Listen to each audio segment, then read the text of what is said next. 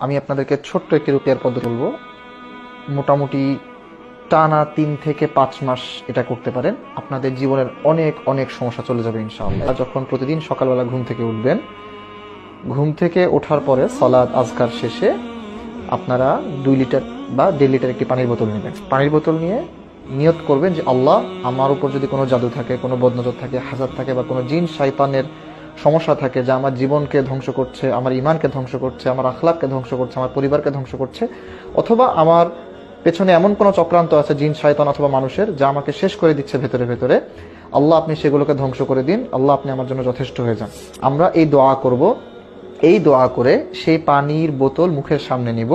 মুখের সামনে নিয়ে কোরআন থেকে আমরা যাই পারি, সূরা ফাতিহা, সূরা ফালাক, সূরা নাস, সূরা ইখলাস, সূরা কাফিরুন, যাই পারি না কেন আমরা টানা এগুলো পড়তে থাকবো, নিয়ত করে, সুস্থতার নিয়তে, যে দোয়া আমরা করেছি সেই দোয়ার নিয়তে। আমরা এরকম করে 15 থেকে 20 মিনিট বা আধা ঘন্টা টানা কোরআন তিলাওয়াত করব এবং তিলাওয়াতের মাঝে মাঝে সেই পানিতে ফু দিব এবং তিলাওয়াত শেষে আমরা সেই পানিটা পেট ভরে খেয়ে নিব।